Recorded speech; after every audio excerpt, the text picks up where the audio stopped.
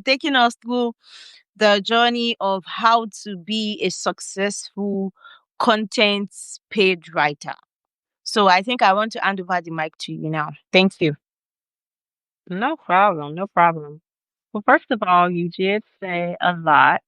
The first thing I heard was that one does not need to activate the paid subscriber feature in order to monetize their newsletter.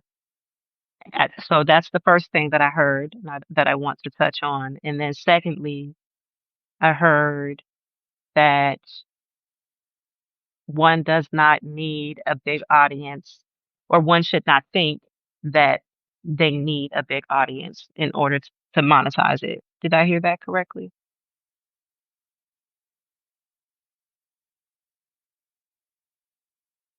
Did I hear that correctly, Aisha? Aisha, the two pain points. Yes. Okay, okay. So, in regards to paid subscribers on Substack, Yeah. Yes. I have only been Yes. I on yes. Substack. I've only been on Substack for a short time. However, I've seemed to crack the code, if you will. And the reason why is because through experience, and also I am a marketer. So it's not really about the platform itself, it's knowing how to approach marketing in order to come up with a strategy. So, with that being said, although I have not been on Substack for the longest, I have been studying it. And when I first started out on the platform, I used to spend all day on the platform. Honestly, I used to be on the platform for like at least 6 to 8 hours a day. And I would be engaging notes. I would be posting and, and deleting and, just kind of testing different concepts. I would be subscribing to newsletters that I can learn from. I found my top five that I like to learn from. And what I've noticed that is the advice that is out there is that you're right. You don't need to activate the paid subscribers in order to monetize Substack. And I understand why people do that. I will say that personally, I do have a paid membership and I activated it from day one because as I was studying Substack and getting to know Substack and through research, I uncovered that the longer you wait to activate your paid membership, the more challenging it would be to get paid subscribers. If someone, for example, is used to getting your content for free and let's say for 6 months, and then suddenly you were to activate it, it's going to be a more a difficult, a more challenging sale. Um, is what the research is saying. And I've also kind of found that to be true in my case, and then in others' cases that are now wanting to activate their paid memberships a little bit later. Um, so that's that. But I do see why people don't activate paid subscribers um, on their page and use it as a marketing machine. As a marketer who believes that serving your audience and delivering value that people make them pay for, I think that I can't argue against that. That's a winning strategy, in my opinion. The challenge, I think, with that becomes when you don't have a clear selling strategy where you are increasing your earnings for the other stuff that you're offering up for payment. So that is when it becomes challenging because, not only do you not have, the paid subscribers, which totally your choice. Now you are just kind of another content machine and you're not asking for people to buy. People don't know what you're selling. You're not putting it in people's faces. You're not telling them why they need it, all that good stuff.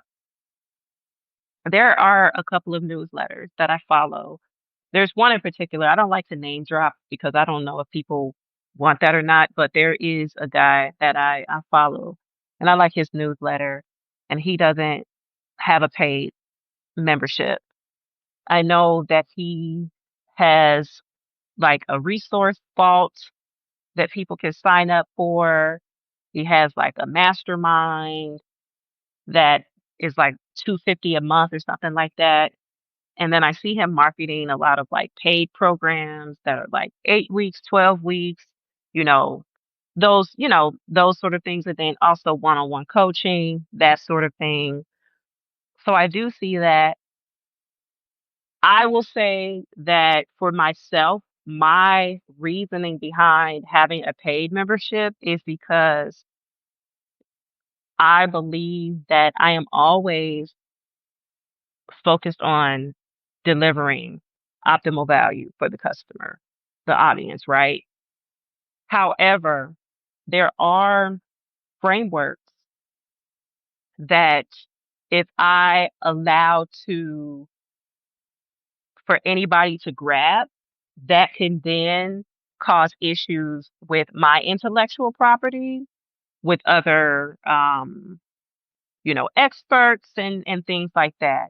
And that's not to suggest that, it's about competition or anything silly like that. It's simply just, you know, in my opinion, protecting your intellectual property in some capacity because there are some long form postings that I have that are free, that, are helpful. I think all of my free content is helpful, but there is some content like freebies, not freebies, but like paid products, for example, that's evergreen content that or proprietary framework that are leveraged within a high ticket consulting package. Um, there comes a point where I have to protect some of those things. So um my method is not just to gatekeep or paywall content, but I'm also looking at it as a way to add value to a market in a cost effective way because um everyone can't access high ticket programs. They don't have access to pay for that. Um so that is that. And then it also serves as a marketing channel. But that to say that I say that to say that, you know, I think it's wonderful that some newsletters out there have like $50,000 a month newsletters and stuff. And I'm hoping I get to that point, one day. I'm not gonna be mad at that, you know. But I also want to say that it's dangerous to rely on, a platform that, I don't own.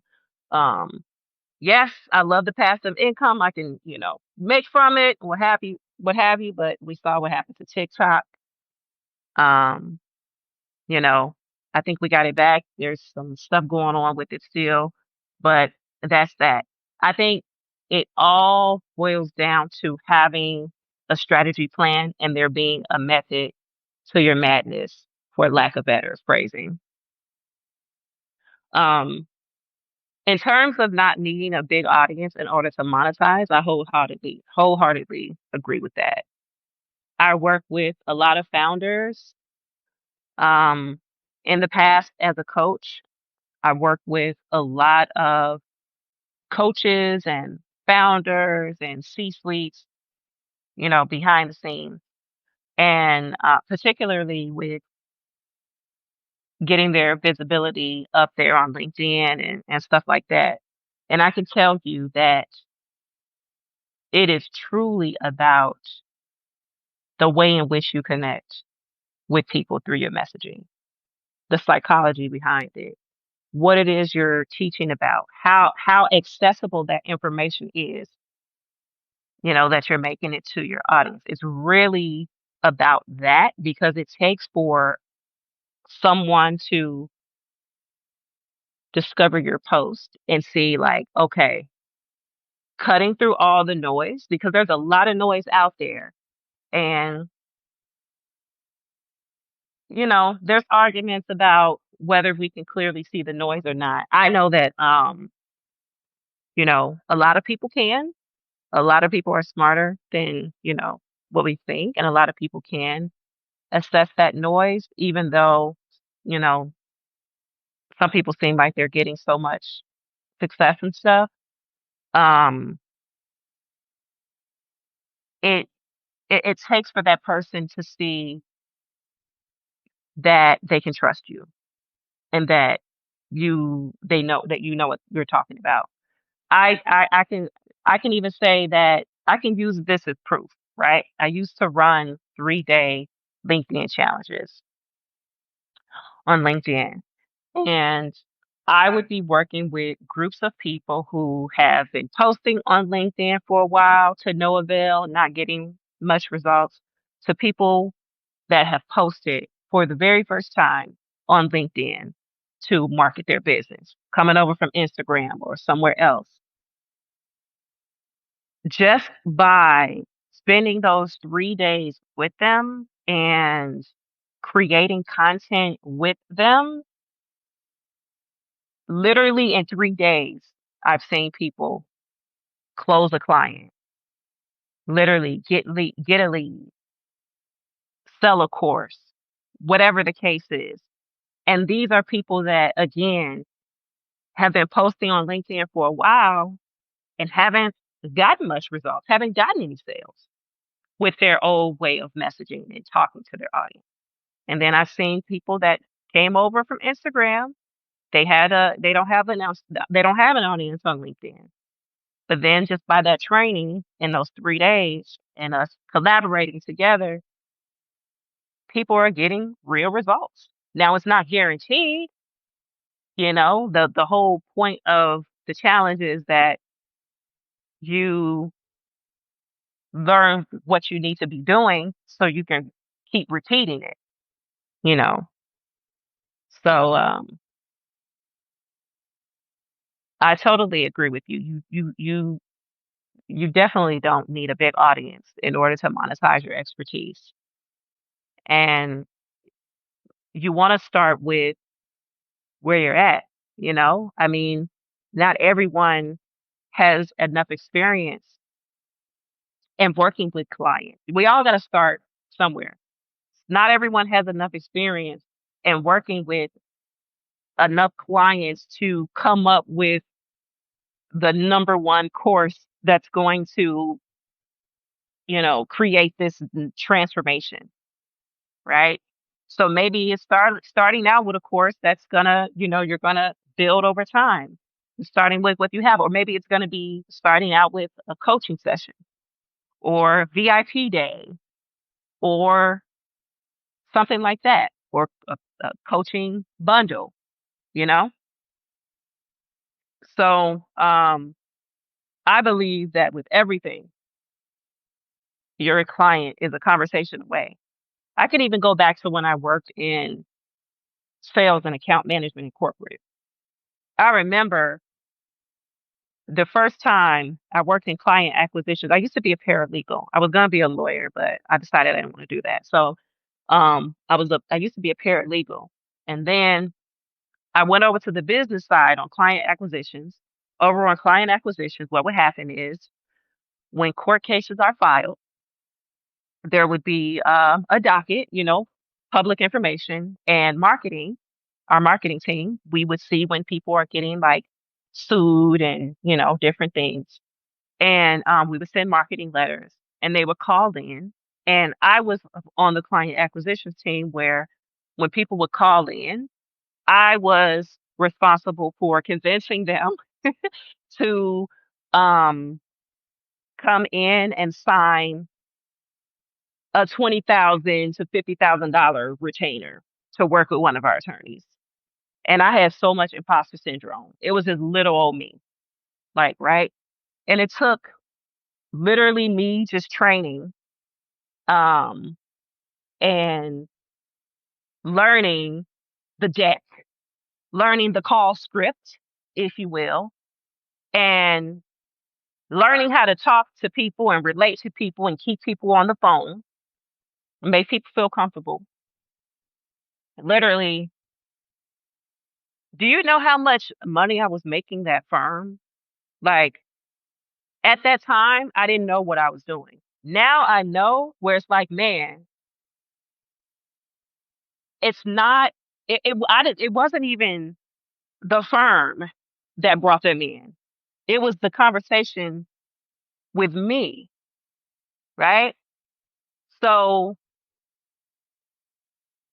this is even true with like sales teams in corporate that got big companies to represent, you know?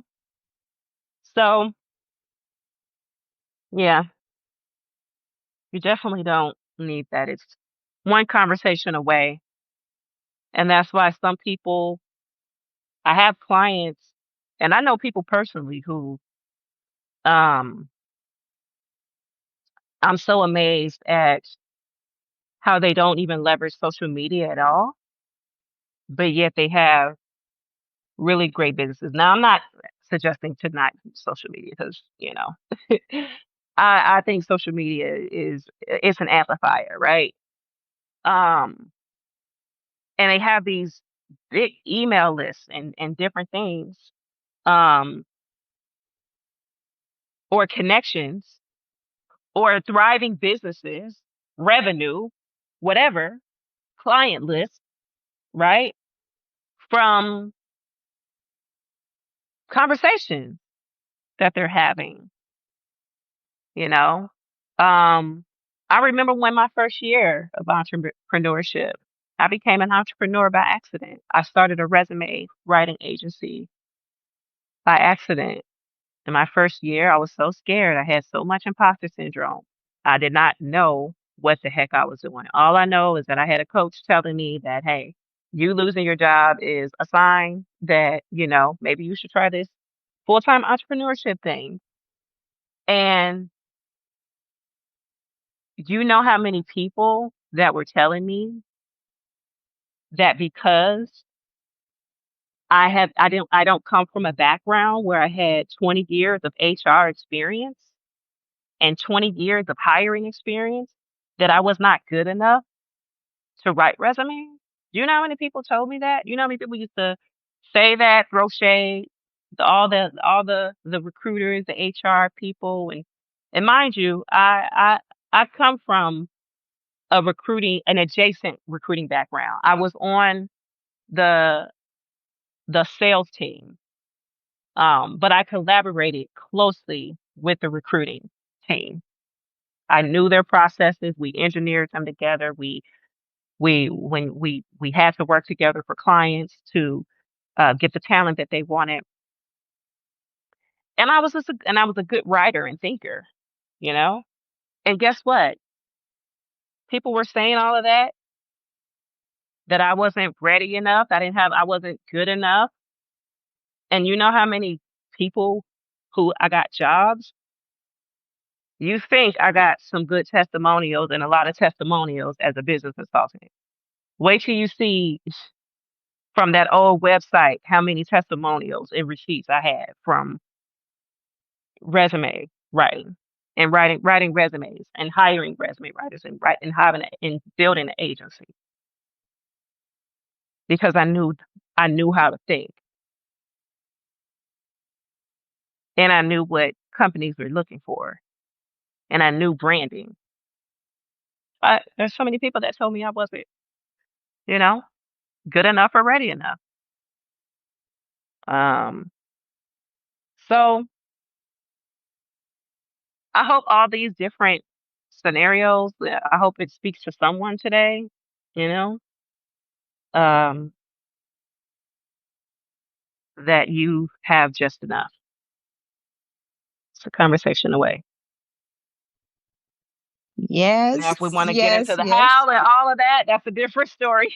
Because we can talk about that too. But yeah. Yes, yes, yes. Thank you so much. You think the aspect of entrepreneurship, I can really relate to it because myself, I started business while I was just 7 years old, and then it Oh, was oh yes, my yes, gosh. yes. I was just a child when I started, and because we're in a situation whereby we have to look for survival, and since there is no help coming, then you have to make sure that you find something to do to put food to your belly every day. Mm-hmm. So when I started, definitely as a child, you don't really need much. You just see people doing it, then you pick it up immediately. So when I started, it was not so interesting, but at least I was making better money than my brother, who is like, I think he was like 14 at the time. I was 7. I was even making more money than him. We go hawking, then I will make more profit every day than he does. So when I wanted to start my beauty brand in 2018, when I started, I took some time to go for the training and to know how to produce some of these cosmetics product that is suitable for Nigerian skin types. And I was so focused on I don't want to create some kind of products that would be bleaching people, because we have so many like we break the world record of having one of the most populated bleach skin here in Nigeria. So I want to create something interesting and something that's, it's to make people also have their self-confidence. So when I did my first batch of product, I have like 50 pieces of products. At the time, I know how to market so many things because I've tested a lot as a child. I've tried so many kind of, business, and I've really interacted with different set of people to sell those products. So but when I started this cosmetics, I was in uni, and some of my some of my friends were telling me that how are they going to buy this product for me, because they can't even see evidence of those products from my skin because I just started. I was using it because it's my first product. I was using it, but the result has not started showing up, and they are all also obsessed with the idea of bleaching. They all bleached their skin. And some were telling me that no. In fact, I have so many, in fact, all my friends, just like one or two of them, actually supporting buying my products. Majority are like, I know we don't know how it's going to work, so we are not going to buy. So when I took it to used to have like an entrepreneurship program in my school at the time.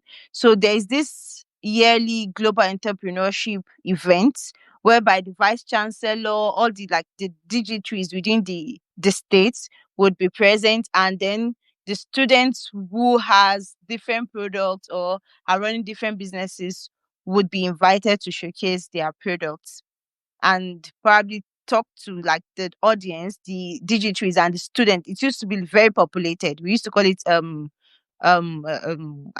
Entrepreneurship Week.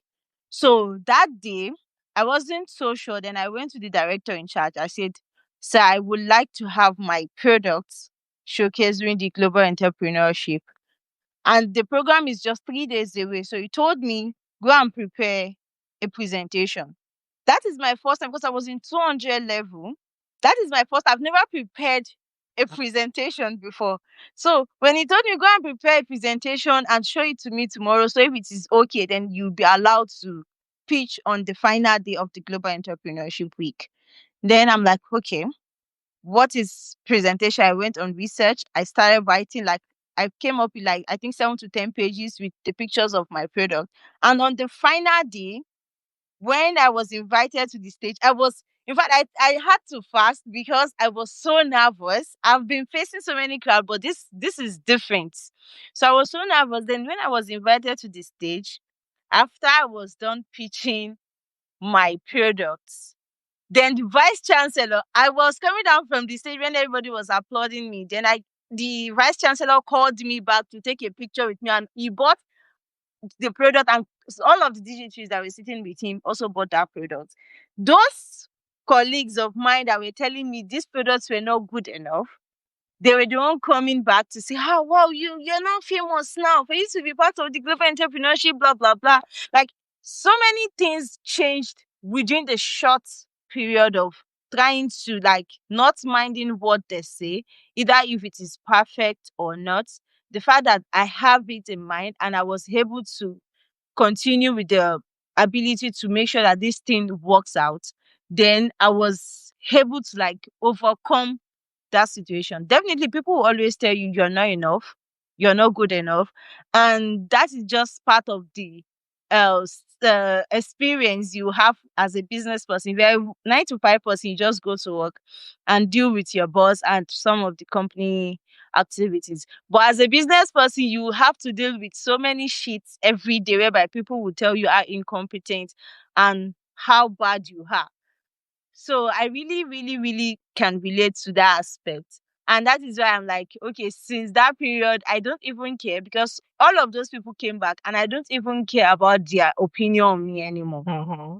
So yes, I don't really care about it anymore. And I had to be like, move on and just move on well.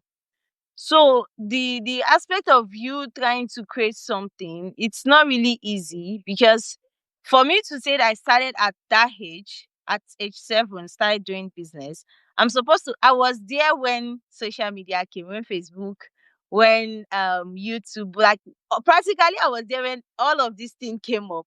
But I don't know how it is done.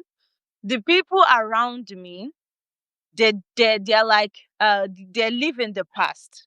I tell you, till this very moment, all of them that were around me then were still living in 2010. We're in 2025 now. They are still living 15 years back.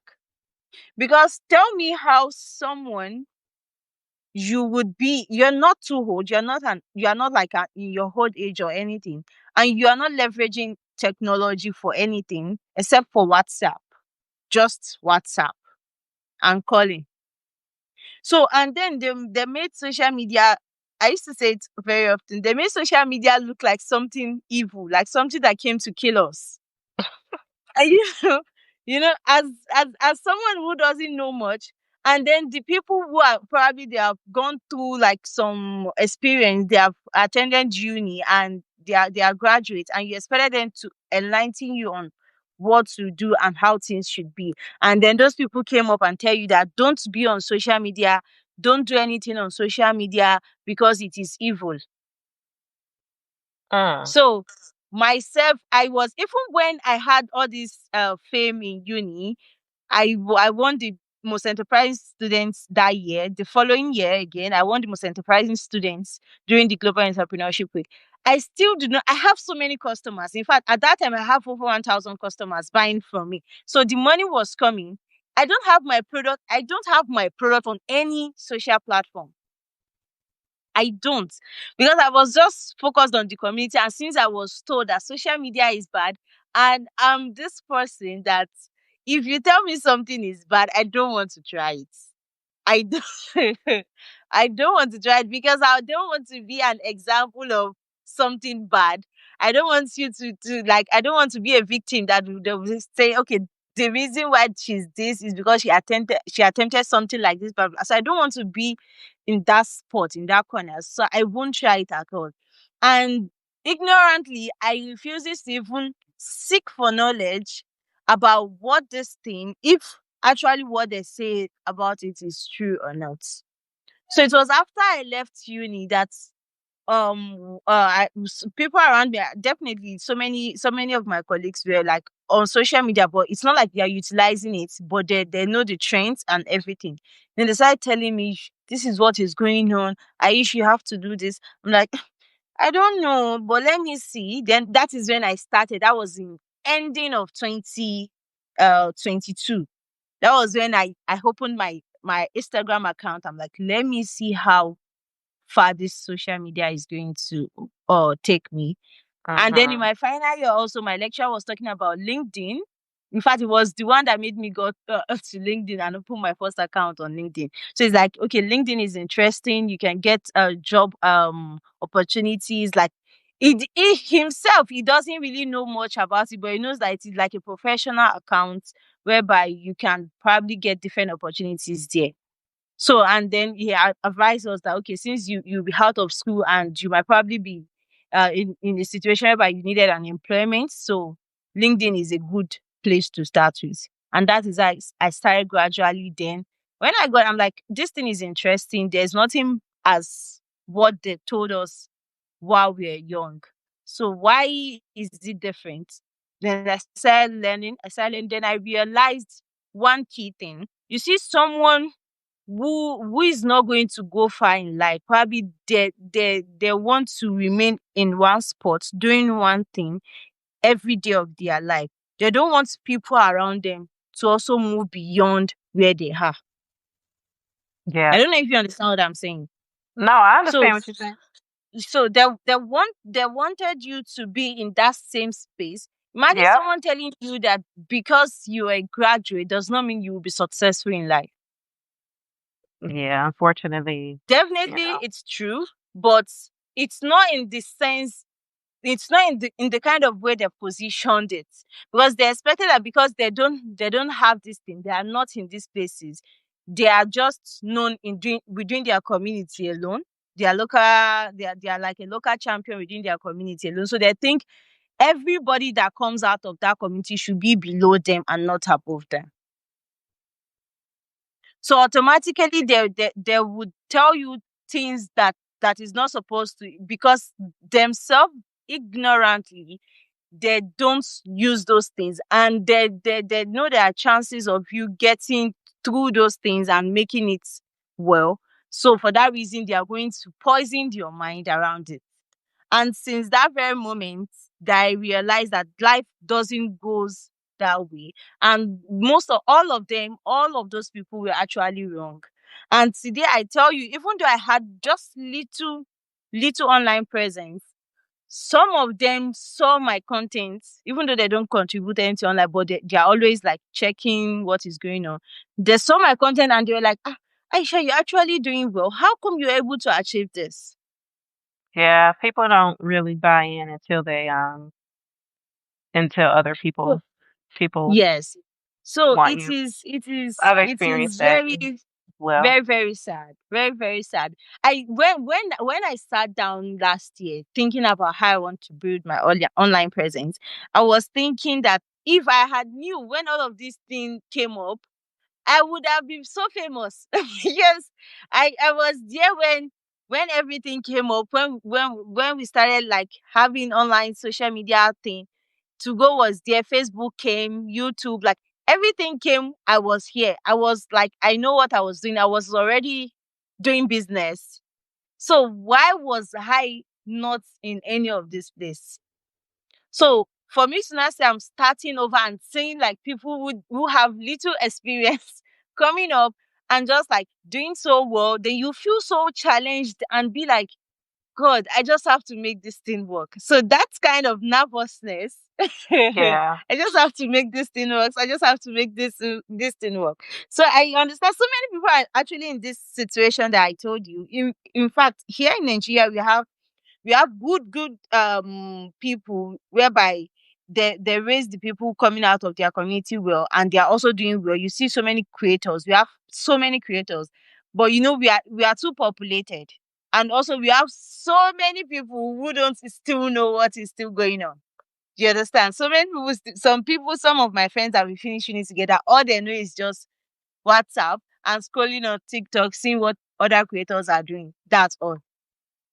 So, and for those who attempted, in fact, I received in the couple of weeks, I've received so many DMs on Substack, especially because how I was able to actually grow my audience very fast, even though I haven't monetized it yet. It was Hmm. really, really impressive. So I've got so Yeah, it many is. Yeah. I got so many questions, people coming up to me asking, and they wanted to also make some progress. And I think this conversation is very, very interesting. So now to the aspect of paid messaging.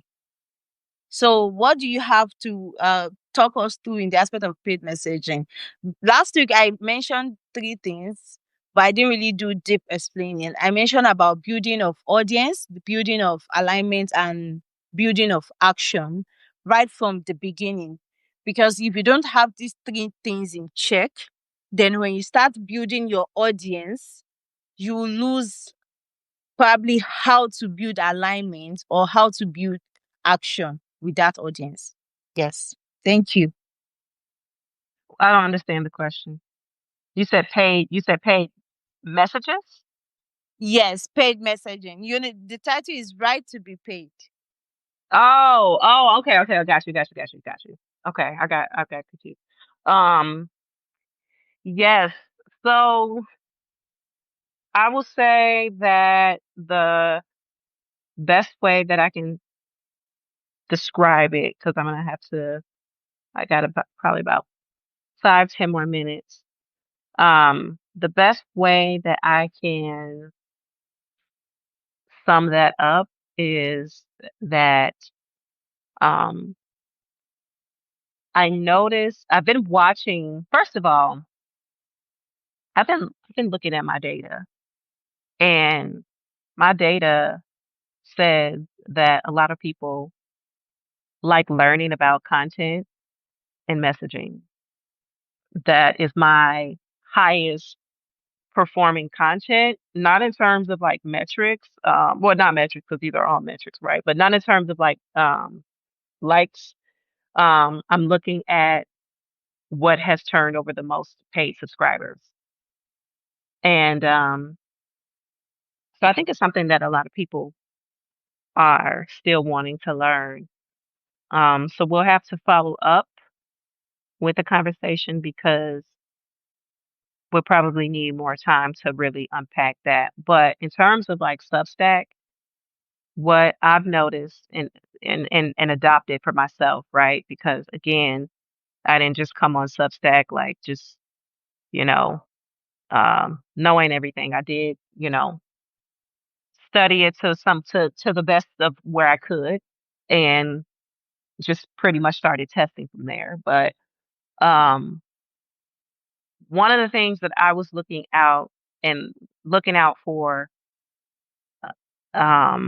that I think a lot of people don't give enough credit to is the first thing that I looked at was what hooked me when when I was studying a bunch of Substacks. I looked at people that had a really good free to paid journey where it's just like, I wish that they didn't put this freaking paywall up right here. Right? So first I wanted to look at that. And the reason why I say people don't give enough credit to that is because sometimes marketing and psychology and mindset and all of that, because, marketing mindset journal. Hey, shout out to my journal, marketing mindset. Make sure you're subscribed. With all of that, um,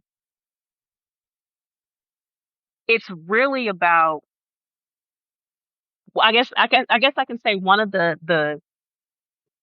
best cheat codes is to look at like things that hook you, right? If there's a hook, a headline that you like, study why you liked it and how you can replicate that and like try to think about like what was the method to that madness. I know I like that phrasing. Don't judge me. But what was the method to the madness? Um, what was the thought process behind this headline that literally like legitimately hooked me? When I'm always looking out for things like that. When I'm on Google, when I hop on Google and I see like I love Nordstrom Rack. They have the best headlines on Google's. It's always like this news bulletin where it's like, "Oh my gosh, what's happening to Nordstrom? Is it Nordstrom Rack? Is it closing?" And then it's like something about a pair of boots, And I'm just like, I love it. I can't wait until I have the opportunity to use that. Um, so a lot of people don't really give credit to that. Um, so anyway, in terms of just free versus paid strategy, what I've noticed from what hooked me and what's also what I've been trying and testing and what's working for me is that you want to be helpful either way, right? But whether the article is free, whether it's paid, you don't want it to be this thing where you're like, oh, let me just put something up so people can start paying me, right? Like the energy in that, you're gonna get what you put out. But they both need to be good and valuable. So I'll give you an example. Free would be my story of how I failed to succeed it on LinkedIn. My story about the mistakes that I made and the mistakes that you should look out for, right? For example, that's value. People are still getting value out of that. Now, for the paid article, and this could be literally you just having one article that has a paywall up, or the preview, I should say, right? Where you have a really good preview in there, for your free audience, and they feel good about that. They're getting value from that. And then if you want to have, you know, the rest of your content in there, you want to add a preview to that, and then you want to have the rest of that content paid, you can do it that way. Or if you want to split it up into two different articles, maybe you want to have a free article posted on one day, and then a couple days later, you want to share the paid version for your paid members. The paid version of that LinkedIn post would be, now that you know my story of failure to success, the mistakes I made, the mistakes that you need to look out for, what some of the things that I've noticed about LinkedIn that are all helpful to you in some way, or maybe not all, but some parts of it. You may pick up something that's really significant. The paid version of that will be now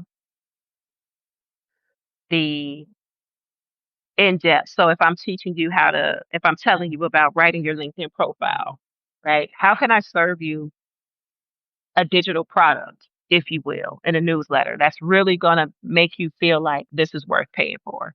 Does that look like an about, not about, yeah, maybe an about template for LinkedIn? You have an about section where it's like your little bio. A lot of people don't know how to frame that for their business. Maybe I can provide a template for that. Maybe I'm providing a headline framework for people to write their LinkedIn headline. Maybe I'm giving the exact blueprint to the posts that I share. All of that. So, and a lot of that, in my opinion, for me, comes down to like intellectual property that, you don't want to help people compete with you. Some things you got to protect. Um, so that's just what it is, in my opinion. All That's right. my Thank you. that's my Thank feedback. you. Thank you so much. I think this conversation, it's not just going to like, we're not going to end it here. I think we should have a series of, conversation to take the people through some of these processes and journey, not just writing of content, but writing content that converts. And to do a bit summary of what we discussed, we talked about, I firstly started with how Nigerians are not so eligible to monetize their paid subscribers, and different ways you can monetize. I talked about it last week in my live stream. So I mentioned three ways you can monetize on any digital platform, which is having a paid product, having having a digital product, having a probably physical packaged product which you can ship to the customers, and having a coaching or services that you can package as a probably coaching or courses or masterclass. And that is three different ways. There are so many other ways you can monetize, but that is like the three easiest one I can share right now. Then after which Lakrisha shared some of her experience and how she's able to overcome them as a resume writer, and some of the experiences she had along the way. And I also shared my experience from how I started business and how people around me thinks that you don't need to be on social media because it is evil.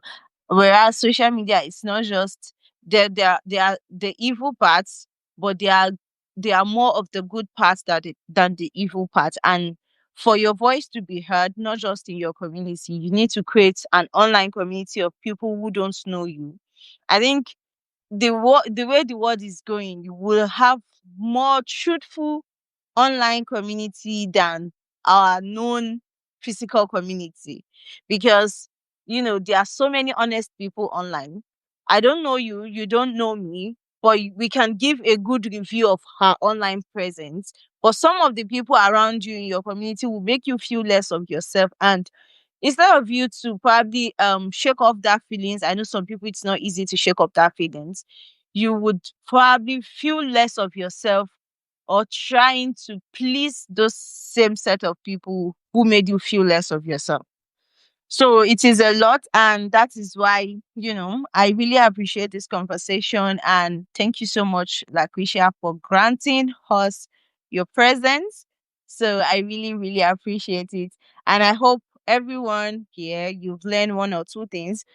So I I saw a hope lady, so. she sent a mess. I think she sent a question.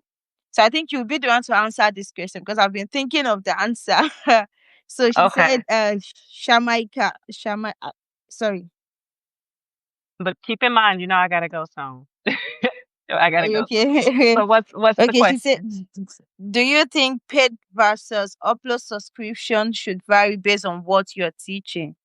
So that's the Yes. question. I think I answered that with the last bit I just said. Okay. All right. So I think we're about to round up.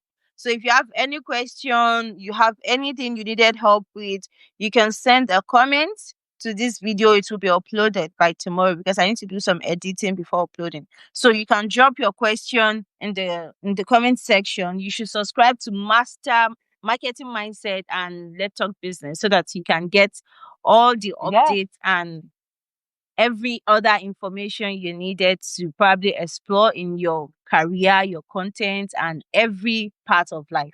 So, thank you so much, everyone, for joining. It's a pleasure Thank to you have you. guys. Once again, my name is Aishat Abdulkabir, and I'm the host of Let's Talk Business with Aish. And I have here with me Lakrisha Davis.